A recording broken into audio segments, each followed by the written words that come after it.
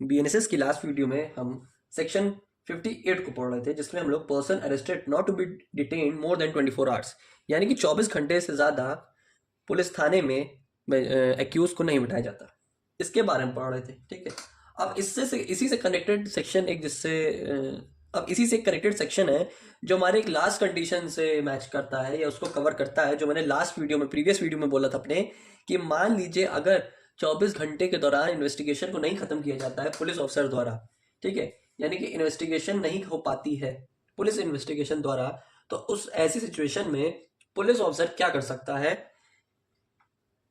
ये हम लोगों ने थोड़ा उसके बारे में पढ़ा था। ठीक है, तो हम लोगों ने उसमें 3 तरीके से देखा था कि अगर यहाँ पे क्या होगा कि मजिस्ट्रेट को यहाँ पे क्या करना पड़ेगा।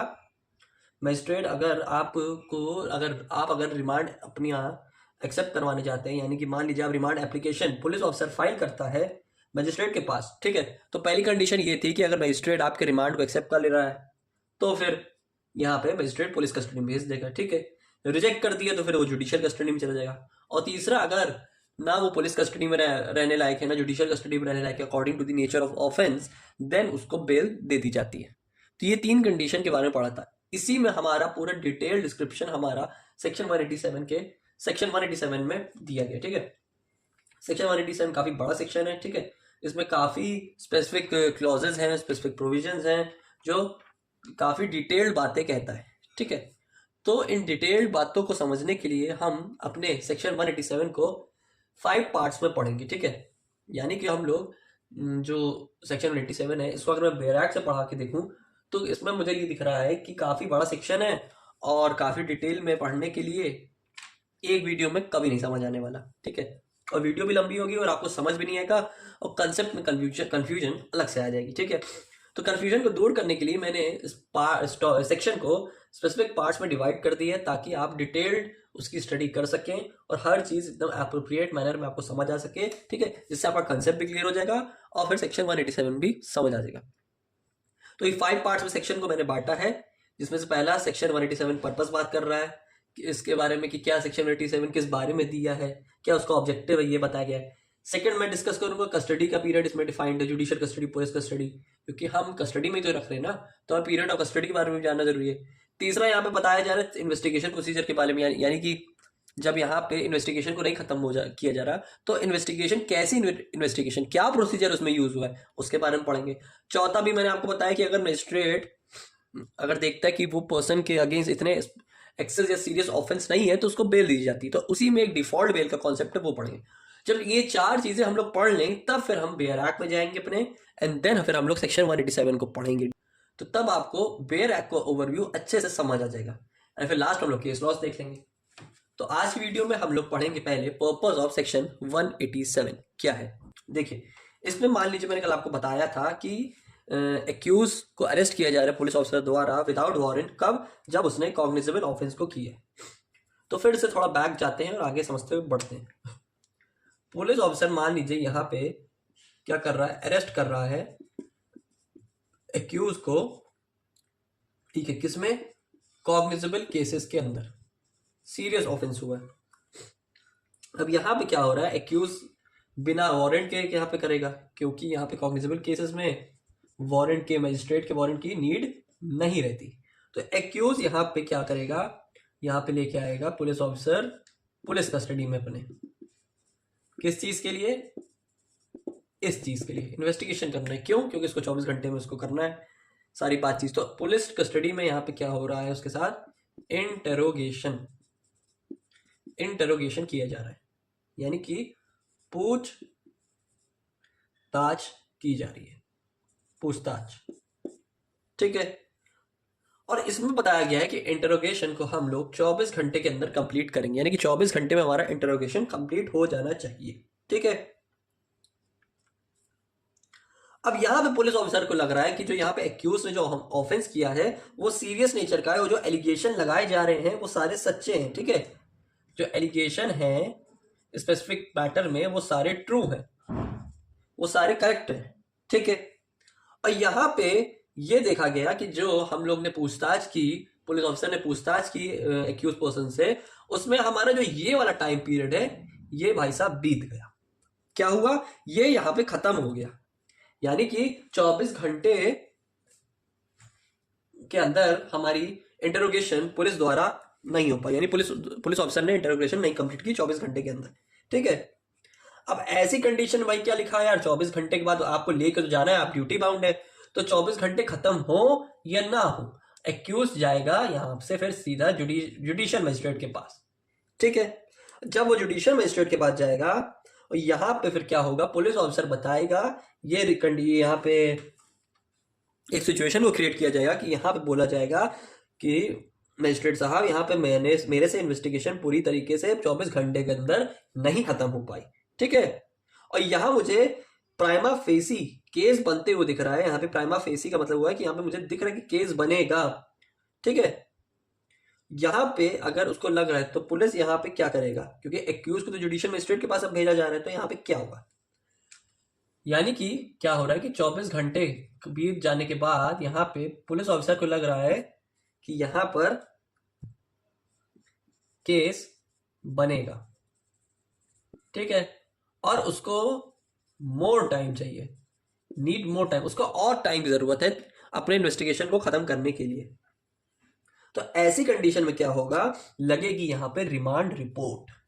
पुलिस ऑफिसर यहाँ पे रिमांड कह लीजिए रिपोर्ट या फिर कह लीजिए रिमांड एप्लीकेशन, इसको फाइल करेगा कहाँ पे, मजिस्ट्रेट के पास। मजिस्ट्रेट के पास रिमांड एप्लीकेशन को फाइल किया जाएगा। ठीक है, तो यहां पे क्या होगा, एक्यूज को यहां पे मजिस्ट्रेट कुछ कंडीशन में भेज सकता है। कहा, जो हम लोग कंडीशन ऑलरेडी पढ़ के आए हैं, इसको फिर से लिख दे रहे हैं हम। ठीक है, थोड़ा पुराना भी कवर हो जाएगा। तो जब यहाँ पे रिमांड रिपोर्ट पुलिस ऑफिसर द्वारा मजिस्ट्रेट के पास पहुंची, तो यहाँ पे उसके पास 3 कंडीशन क्रिएट होती है। पहली, अगर रिमांड रिपोर्ट एक्सेप्ट कर ली जाती है तो एक्यूज ए लिख दे रहा हूं मैं, यहां पे चला जाएगा पुलिस कस्टडी के बाद, पुलिस कस्टडी में। अगर आप रिमांड एप्लीकेशन नहीं भेज रहे हैं, नो एप्लीकेशन, तो एक्यूज चला जाएगा जुडिशियल कस्टडी में। ठीक है, और इसमें अगर नो रिमांड, जुडिशियल मजिस्ट्रेट कह रहा है कोई रिमांड देने की जरूरत नहीं है, ऐसा ऑफेंस ही नहीं है, एलिगेशन इसके इतने अप्रोप्रिएट नहीं है, कोई जरूरी नहीं है, तो यहाँ पे जुडिशियल मजिस्ट्रेट के पास 3 कंडीशन क्रिएट हो रही है कि अगर पहले क्या हो रहा है कि अगर आप रिमांड रिपोर्ट यानी एप्लीकेशन को यहाँ पे सबमिट करते हैं जुडिशियल मजिस्ट्रेट को, तो अगर उसको वो एक्सेप्ट कर लेगा तो उसको पुलिस कस्टडी में वापस भेज दिया जाएगा। कितने दिन के लिए, 15 दिन के लिए। ठीक है, अगर आप एप्लीकेशन नहीं देते या फिर एप्लीकेशन को रिजेक्ट कर दिया जाता है, तो यहाँ पे एक्यूज पुलिस कस्टडी से जुडिशियल कस्टडी में ट्रांसफर हो जाएगा। ठीक, थर्ड कंडीशन ये है कि अगर यहाँ पे क्या हो रहा है कि यहाँ पे कोई रिमांड नहीं दिया जाता, पुलिस जुडिशियल मजिस्ट्रेट देखा जिसमें ऑफेंस को कि जिसमें लग रहा है ना पुलिस कस्टडी मिलनी चाहिए ना एक्यूज को जुडिशियल कस्टडी मिलनी चाहिए, इसको सिर्फ और सिर्फ मिलनी चाहिए बेल। ठीक है, रिलीज करना जरूरी है क्योंकि कोई इतना स्पेसिफिक इतना अप्रोप्रिएट चार्ज बनते हुए नहीं दिखाई दे रहा, तो उस कंडीशन में बेल मिल जाएगी। यहां तक हम लोग ने अपनी प्रीवियस वीडियो में कवर कर लिया था। ठीक है, अब इसी के आगे यहां से कंटिन्यू होता है। ठीक, तो जैसे कि मान लीजिए पुलिस ऑफिसर जब एक्यूज को मजिस्ट्रेट के पास लेके जाता है 24 घंटे बाद, ठीक है, तो मजिस्ट्रेट के पास 3 ऑप्शन है, पुलिस कस्टडी, जुडिशियल कस्टडी और बेल। ठीक है, और यहां पे अगर आप रिमांड को नहीं लगाते हैं, ठीक है, अगर यहाँ आप रिमांड रिपोर्ट को पुलिस ऑफिसर नहीं फाइल कर रहा हो, एप्लीकेशन नहीं दे रहा जुडिशियल मजिस्ट्रेट को, तो ऐसी 2 कंडीशन में क्या होगा, या तो उसको जुडिशियल कस्टडी में भेजा जा सकता है अकॉर्डिंग टू चार्जेस, अगर चार्जेस नहीं इतने तो उसको बेल दी जाएगी। ठीक, अब एक कंफ्यूजन क्रिएट होती है कि मान लीजिए ये पुलिस ऑफिसर ने इसको यहाँ पे अरेस्ट किया, तो क्या जो स्पेसिफिक टीम्स बनाई जाती हैं पुलिस ऑफिसर की, जैसे मान लीजिए सीबीआई होगी या ईडी डिपार्टमेंट है या एनडीपीएस के जो पुलिस ऑफिसर्स होते हैं, क्या इनको भी इनके ऊपर भी वही सेक्शन 58 और 187 अप्लाई होगा? यानी कि जो आपके एनडीपीएस पुलिस ऑफिसर्स हो गए, एनडीपीएस ऑफिसर हो गए, ईडी के हो गए, ठीक है, या फिर आपके सीबीआई ऑफिसर्स हो गए, क्या इनको भी 24 घंटे के अंदर आपके मजिस्ट्रेट साहब को पहुंचाना होता है? यानी कि 24 घंटे के अंदर आप इनको भी मजिस्ट्रेट के पास लेके जाते हैं? जी हाँ, क्योंकि सेक्शन 58 और सेक्शन 187 BNSS वहां भी अप्लाई होता है, उन पर भी ये लागू होता है। देखिए यहाँ पे जो सेक्शन 187 हमें बता रहा है कि ये एक तरीके से सेफगार्ड करना चाह रहा है किसको, एक्यूज के राइट को यहाँ पे सेफगार्ड किया जा रहा है, उसको बचाया जा रहा है कि एक्यूज यहाँ पे क्या करे, यहाँ पे पुलिस ऑफिसर क्या करे, अपनी ड्यूटी को निभाए और 24 घंटे के अंदर उसको आगे फर्दर फॉरवर्ड कर दे। क्यों, अगर 24 घंटे अंदर नहीं करोगे तो इसका मतलब तुम उसको पुलिस कस्टडी में रखे हो। पुलिस कस्टडी में आपको पता है कि 3rd डिग्री टॉर्चर किया जाता है कन्फेशन निकालते वक्त एक्यूज से, जो हम लोग ऑलरेडी प्रीवियस वीडियो में अपने पढ़ के आए हैं। ठीक है, तो सिचुएशन इसमें ये क्रिएट की है कि ये सेक्शन 187 एक तरीके से सेफगार्ड कर रहा है एक्यूज को कि यहाँ पे उसको हम प्रॉपर मैनर में अप्रोप्रिएट तरीके से उसको सही जगह अपने मजिस्ट्रेट के पास पहुंचा दिया जाए। अगर आप ऐसा यहां नहीं कर रहे, इसका मतलब आप कुछ इनअप्रोप्रिएट मींस या इनलीगल या अनफेयर मींस आप कुछ निकालना चाह रहे हैं। ठीक है, कई बार यही होता है ना कि अप्रोप्रिएट सिचुएशन में जब कोई कंडीशन नहीं मिलती है पुलिस ऑफिसर को तो यहाँ पे उसको वो रख लेते हैं। अब अगर आप यहाँ पे उनको मिसयूज उनका करेंगे, ठीक है, बेफालतू से डरा धमका रहे हैं कन्फेशन निकालते वक्त, तो ये तो गलत है। तो इस गलत को रोकने के लिए ये सेफ गार्ड बनाया गया है। ठीक है, तो थोड़ा सा इसमें लिख लीजिए सेक्शन 187 का क्या पर्पस है। It simply provides if the investigation is not been completed within 24 hours, 24 घंटे के अंदर नहीं कंप्लीट होता है, after the arrest of the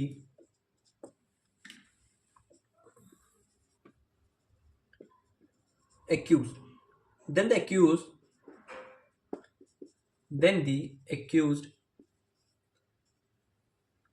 shall be produced to the nearest magistrate within 24 hours। ठीक है,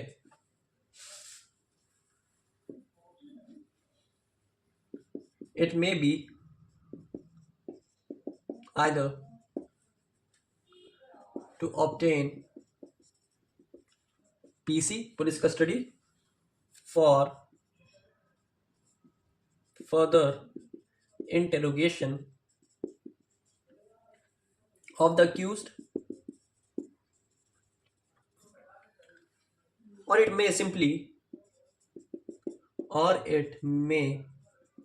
simply to leave the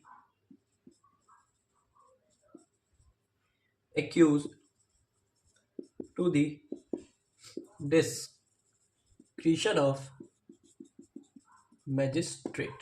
ठीक है, सिंपली यहाँ पे कहने का मतलब ये है कि आप उनको 24 घंटे तक ही रख सकते हैं, उसके आगे आप कोई उनके साथ छेड़खानी नहीं करेंगे, आपकी ड्यूटी बाउंड है। ठीक है, अगर आपको पुलिस कस्टडी लेनी है तो आप रिमांड एप्लीकेशन फाइल करके जुडिशियल मजिस्ट्रेट के पास जाएंगे। ठीक है,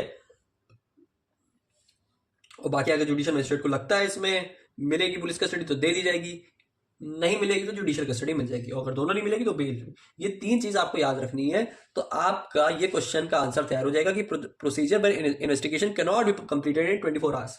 तो इसका आंसर है कि रिमांड एप्लीकेशन फिर फाइल करो जाके। ठीक है, सिंपली मतलब है कि रिमांड एप्लीकेशन फाइल अगर हुई है फाइल्ड तो जुडिशियल कस्टडी मिल सकती है, पुलिस कस्टडी मिल सकती है और बेल भी मिल सकती है। और when remand application not filed, ठीक है, तो यहाँ तो अगर या फिर जुडिशियल कस्टडी मिलेगी या फिर सीधा बेल दे दी जाएगी, और कोई थर्ड ऑप्शन यहाँ अवेलेबल नहीं रहता है। क्यों नहीं अवेलेबल रहता, जाहिर सी बात है, जब रिमांड एप्लीकेशन ही नहीं फाइल की हो तो किस बेसिस पे मिल जाएगी बेल। तो सिंपली यहाँ पे बेसिकली बताया जा रहा है हमको कि यहाँ आप 24 घंटे में इंटरोगेशन नहीं करते हैं, तो क्या होगा, इसके बाद कोर्ट ये देखेगी कि अगर कोई केस नहीं बनता, नो प्राइमा फेसाई केस, ठीक है। प्राइमा फेसाई का मतलब हुआ कि नो केस वॉज मेंटेनेबल, यानी कि कोई केस नहीं बन रहा है, तो in that situation section 189 BNSS will apply, ठीक है। तब ऐसी सिचुएशन में क्या होगा, 189 अगर इफ नो केस, ठीक है, केस नहीं बन रहा है, देन 189 अप्लाई। 189 किस बारे में बात करता है, हमारे क्लोजर रिपोर्ट के बारे में बात करता है। जब मैं आगे 189 आपको पढ़ाऊंगा डिटेल में तो मैं इसको समझा दूंगा कि 189 क्या है और क्लोजर रिपोर्ट क्या है, ठीक है। अभी के लिए इतना जान लीजिए कि अगर कोई केस नहीं बनता है तो पुलिस को ये क्या होता है, क्लोजर रिपोर्ट बनानी होती है। क्लोजर रिपोर्ट बेसिकली अब केस बंद होने जा रहा है तो बंद होने की जानकारी एक रिपोर्ट के फॉर्मेट में आप जुडिशियल मजिस्ट्रेट को पहुंचाएंगे, ठीक है। इतनी बात यहाँ पे कही जा रही है, ठीक है। तो यहाँ पे एक्यूज को रिलीज हो गया, कोई केस नहीं है, यानी कि एक्यूज के पास से कुछ स्पेसिफिक एविडेंस नहीं मिले तो 189 को अप्लाई कर दिया जाता है, तो यहाँ पे एक्यूज का रिलीज हो जाता है। रिलीज वो यहाँ पे पुलिस द्वारा भी हो सकता है और कोर्ट द्वारा भी किया जा सकता है। और ये जो क्लोजर रिपोर्ट होती है ये फिर सीधा जाती है जुडिशियल मजिस्ट्रेट के पास, ठीक है। जुडिशियल मजिस्ट्रेट यहाँ पे क्लोजर रिपोर्ट को फिर एक्सेप्ट करता है कि यहाँ पे हमने करवा के कंप्लीशन इन्वेस्टिगेशन पे देखा कि कोई केस नहीं बन रहा, तो क्लोजर रिपोर्ट। अगर यहाँ पे इंटरोगेशन किया जा रहा है और देखा जा रहा है कि इन्वेस्टिगेशन कंप्लीट हो गई है, 24 घंटे में इन्वेस्टिगेशन भी कंप्लीट होगी और प्राइमा फेसाई केस बन रहा है, तो जब केस बन रहा है तो फिर यहाँ पे चार्जशीट पुलिस ऑफिसर फाइल कर देते, ठीक है। इफ केस बनेगा तो पुलिस ऑफिसर यहाँ पे क्या करेगा, चार्जशीट को फाइल कर देगा। और देन फिर अगर केस अगर यहाँ पे नहीं बनेगा तो यहाँ पे 189 अप्लाई हो जाएगा, जो यहाँ पे बेसिकली क्लोजर रिपोर्ट के बारे में बात कर रहा है, ठीक है। और इस केस का नाम लिख लीजिए, जो पर्पस जो आया था सेक्शन 187 में, इसका जो पर्पस हमें बताया जा रहा है, इस केस का नाम यही लिख लेता हूं मैं, ठीक है। इससे इसको कनेक्ट कर लीजिएगा, इसका ये पर्पस भी है और एक तरीके से ये केस भी है। तो इस केस का नाम है directorate of enforcement versus Deepak Mahajan 1994 supreme court, ठीक है। ये केस का नाम है और इसके फैक्ट्स इससे ही कनेक्ट हो रहे हैं कि इसमें उन्होंने ये बताया था कि ये एक तरीके से सब्जेक्ट मैटर हमारे सेफगार्ड को लेके बताया जा रहा है 187, जो हमें एक्यूज को बाउंड, पुलिस ऑफिसर बाउंड होता है एक्यूज के ऊपर कि वो 24 घंटे में उसको मजिस्ट्रेट के पास भेजे। 24 घंटे जैसे कंप्लीट हो आप मजिस्ट्रेट के पास जाएंगे, तो ठीक है। तो पहला पॉइंट इसी के साथ कवर हो रहा है, जिसमें मैंने पर्पस ऑफ सेक्शन 187 को प्रॉपर डिटेल में समझा दिया कि सेक्शन 187 की हमें क्या नीड है और इसको क्यों यूज किया जाता है, ठीक है। अपनी नेक्स्ट वीडियो में हम लोग पीरियड ऑफ कस्टडी के बारे में पढ़ेंगे, यानी कि जो हम लोग कस्टडी पढ़ के आए हैं, जिसमें हम लोग देख रहे हैं कि यहाँ पे रिमांड एप्लीकेशन फाइल हो रही है, जिसमें पुलिस कस्टडी मांग रही है और जज या फिर जुडिशियल कस्टडी मांग रहे हैं। तो एग्जैक्टली जुडिशियल कस्टडी में कितने दिन की कस्टडी मिलती है और पुलिस कस्टडी में कितने दिन की कस्टडी मिलती है, इसको हम लोग अपनी नेक्स्ट वीडियो में डिस्कस करेंगे। तो मिलते फिर नेक्स्ट वीडियो में।